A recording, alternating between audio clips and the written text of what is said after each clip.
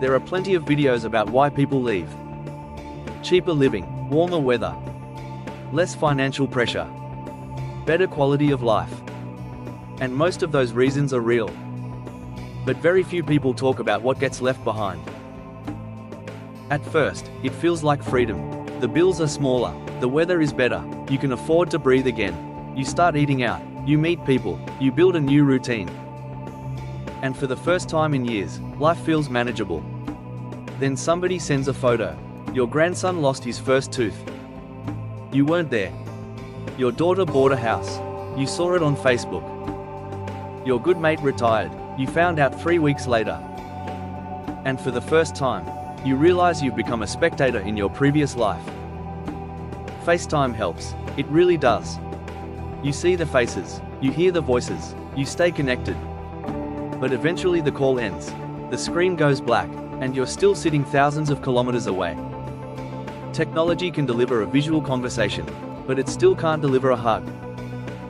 Birthdays happen, Christmas happens, school concerts happen, barbecues happen, life keeps moving.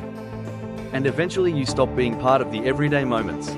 You become the person who appears on a screen, the overseas relative, the voice from another country. This part doesn't get talked about enough. Your friends keep living their lives. They'll still care about you, but life simply fills the space you leave. New routines, new friendships, new stories. And one day you come home for a visit, and you'll realize everybody just kept moving. Some people imagine they can simply move back if they don't like it. You can come back, but you can't come back to the same life you once had. Because the life you left no longer exists. The kids are older, the grandkids are bigger, the friends have changed. You've changed. And nobody did anything wrong. That's just time doing what time does. If you've found somebody new, that's good, maybe even wonderful. But a new relationship doesn't replace an old life. They're completely different things. You can build a future with somebody, while still missing the people who helped build your past. A lot of men won't admit this out loud. They'll talk about visas, they'll talk about exchange rates, they'll talk about healthcare. But what they're really wrestling with is grief.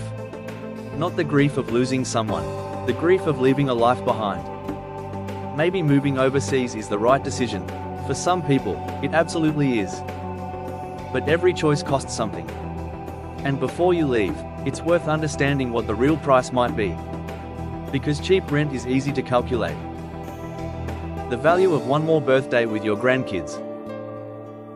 That's a lot harder.